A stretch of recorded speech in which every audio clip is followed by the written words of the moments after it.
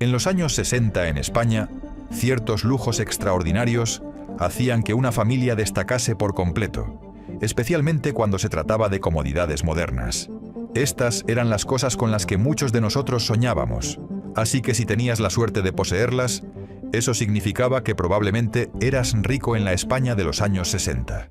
Viajar en avión en España era algo casi imposible de imaginar para la mayoría. La gente común cogía el tren o el autobús para cualquier desplazamiento, y muchos jamás salían de su provincia en toda su vida. Pero subirse a un avión para irse de vacaciones era algo completamente inalcanzable a menos que fuera rico. Mientras la mayoría de las familias pasaban el verano en el pueblo, o como muchos se acercaban a la playa más cercana en autobús, volar significaba hacer una declaración enorme. Quizás un vuelo a las Islas Canarias o incluso al extranjero, a París o Londres. Volar no solo era carísimo, sino que suponía formar parte de una élite muy reducida. Los vecinos se enteraban inmediatamente y los comentarios en el barrio no se hacían esperar. Poseer un coche en los años 60 ya era todo un lujo en España, pero si ese coche era un Mercedes, un Citroën DS o cualquier modelo importado, entonces estabas en otra liga completamente distinta. La mayoría de las familias que conseguían comprarse un coche optaban por el SEAT 600, que era lo más asequible y común. Pero aparecer con un automóvil extranjero en el barrio causaba auténtica sensación. Los vecinos se asomaban a las ventanas cuando escuchaban el motor diferente, y los niños se quedaban embobados mirando esas líneas elegantes y ese brillo impecable. Un coche importado no solo costaba una fortuna, sino que también pagabas impuestos altísimos por él. Conducir uno de estos vehículos por las calles españolas era como llevar un cartel enorme que decía que habías triunfado en la vida. Si tener un coche ya era extraordinario, imagina lo que significaba tener 2 coches aparcados en la puerta de casa.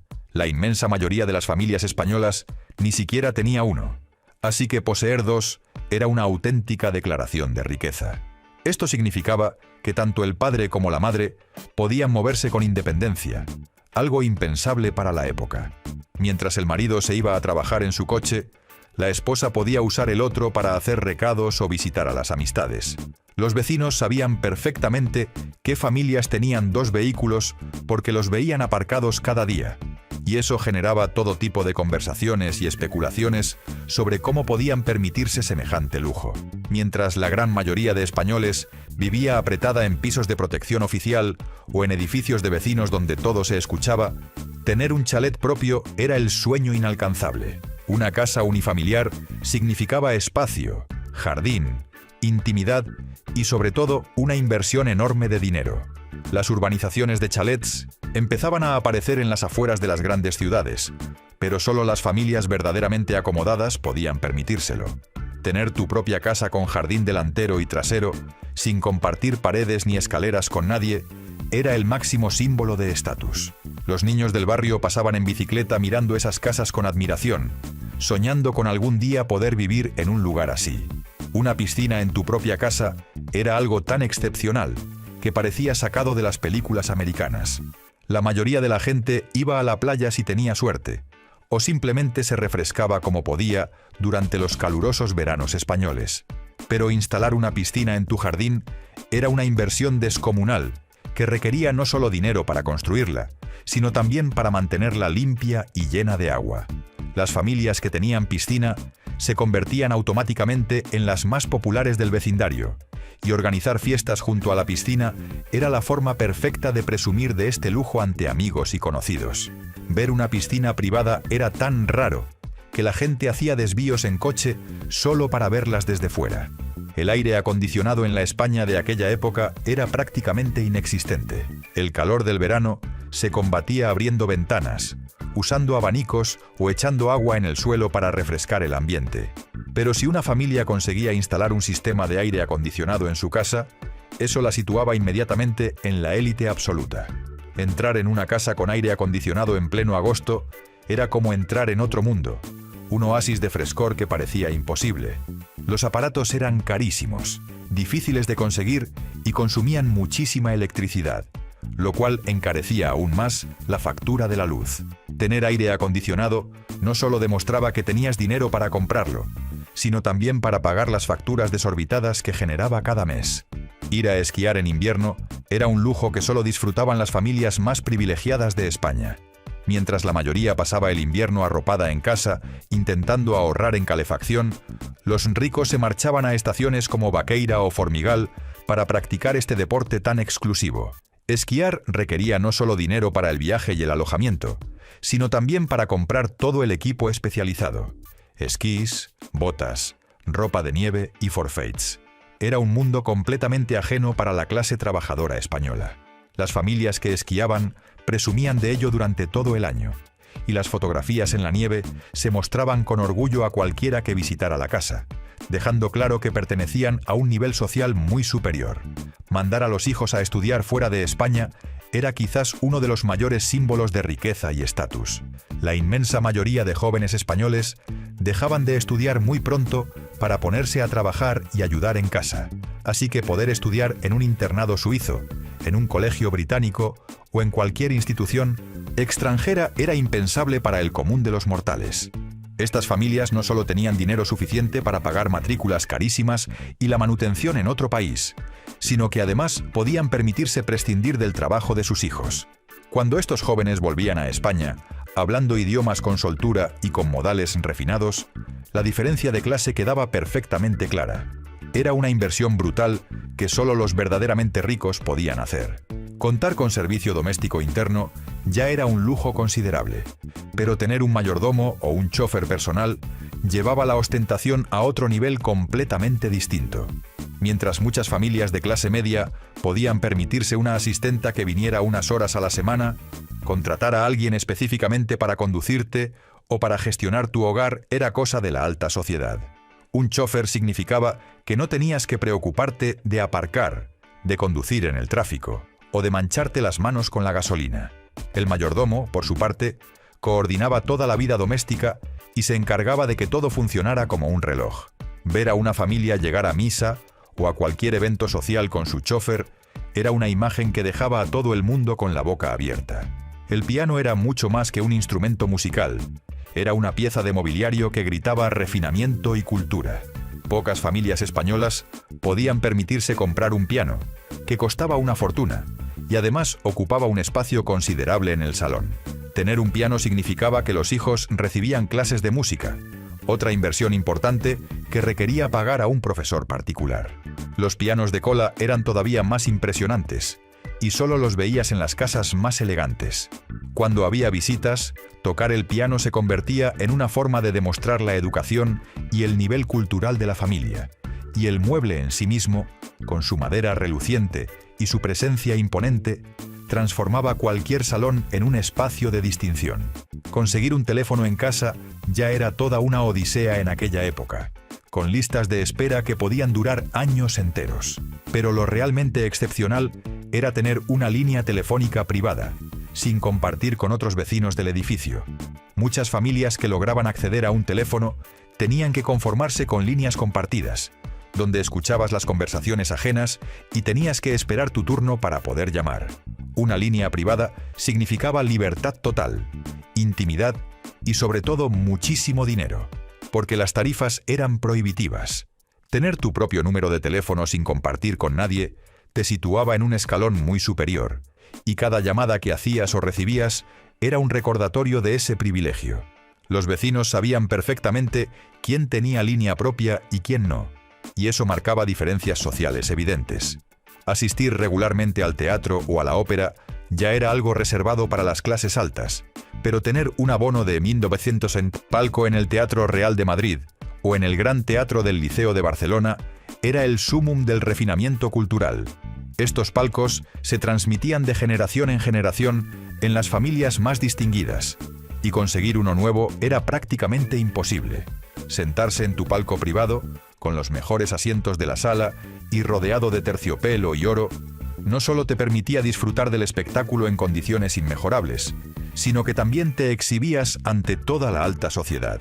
La gente miraba hacia los palcos para ver quién estaba allí, y aparecer temporada tras temporada en el mismo sitio era una declaración pública de tu posición social. Era tanto un placer cultural como una forma de mantener y demostrar tu estatus. Poseer un barco propio era algo tan exclusivo que solo lo veías en puertos como Marbella, San Sebastián o Barcelona. La inmensa mayoría de españoles jamás había subido a un barco privado en su vida, y mucho menos imaginaba poder tener uno.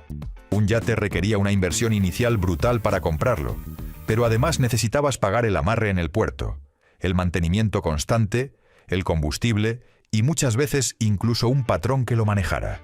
Las familias con barco organizaban excursiones de fin de semana que se convertían en el tema de conversación durante meses. Ver pasar un yate elegante por la costa o tenerlo amarrado con tu nombre pintado en el casco era una forma de decirle al mundo que habías llegado muy, muy lejos. Era un lujo tan grande que hasta las familias acomodadas lo consideraban excesivo. Las fincas de caza eran el patrimonio exclusivo de aristócratas, grandes empresarios y terratenientes. Mientras la mayoría de españoles vivía en pisos modestos, los verdaderamente ricos poseían extensiones enormes de tierra en el campo donde organizaban cacerías. Estas fincas no solo representaban una inversión millonaria en terreno, sino también en su mantenimiento. Guardas, cuidado de los cotos, organización de las monterías. Las cacerías eran eventos sociales donde se mezclaban negocios y placer, y solo los invitados selectos tenían el privilegio de participar. Poseer una finca así significaba pertenecer a la élite más tradicional y poderosa de España, con raíces profundas y conexiones en las más altas esferas. Era un símbolo de poder que iba mucho más allá del simple dinero. En aquella época, la mayoría de familias españolas comían siempre en casa, porque salir a un restaurante era un gasto considerable, reservado quizás para alguna celebración muy especial una vez al año. Pero frecuentar restaurantes de lujo de manera habitual era algo que solo podían hacer los verdaderamente ricos.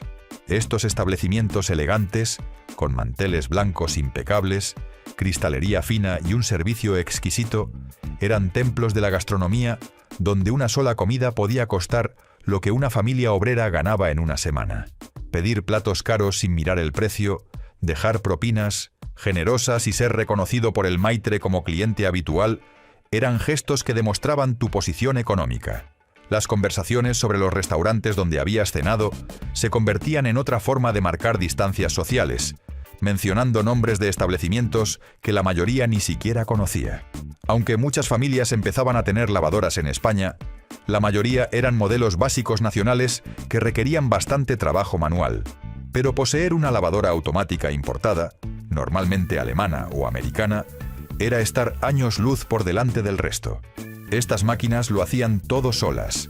Lavaban, aclaraban y centrifugaban sin que tuvieras que tocar nada, lo cual era casi ciencia ficción para la época. Costaban una fortuna porque venían de fuera y había que pagar aranceles altísimos, pero el resultado era espectacular. Las vecinas que venían de visita se quedaban asombradas viendo cómo la ropa daba vueltas tras el cristal de la puerta, y la dueña de la casa presumía encantada de su electrodoméstico importado. Era tecnología punta que situaba a la familia en la vanguardia absoluta del confort doméstico. La música en casa normalmente se escuchaba en radios modestas o en tocadiscos sencillos, pero tener un equipo de alta fidelidad importado era entrar en otra dimensión completamente distinta. Estos equipos, con sus amplificadores, giradiscos de precisión y altavoces enormes, reproducían el sonido con una calidad que parecía que los músicos estuvieran tocando en tu propio salón. Las marcas extranjeras como Telefunken, Grundig o Philips eran las más codiciadas, y conseguirlas implicaba no solo gastar muchísimo dinero, sino también tener acceso a canales de importación especiales. El equipo de música se convertía en el centro del salón, con todos sus componentes relucientes y sus indicadores luminosos. Invitar a amigos a escuchar discos en tu equipo de alta fidelidad era una forma sofisticada de entretenimiento que solo los más privilegiados podían ofrecer. Aunque la televisión en blanco y negro empezaba a popularizarse tímidamente en España durante los 60, la televisión en color era algo prácticamente inexistente hasta bien entrados los años 70. De hecho, las emisiones en color no llegaron de forma regular hasta 1972. Pero algunas familias excepcionalmente ricas conseguían televisores en color importados antes de que hubiera apenas contenido para verlos. Estos aparatos eran carísimos, y ver la imagen en color, aunque fueran solo algunos programas especiales o películas, era una experiencia mágica que dejaba a todo el mundo boquiabierto. Los vecinos y amigos se agolpaban en el salón para ver esos colores vibrantes que parecían imposibles. Tener una televisión en color antes que nadie no solo demostraba tu poder adquisitivo, sino también tu acceso a productos exclusivos que la mayoría de españoles ni siquiera sabía que existían.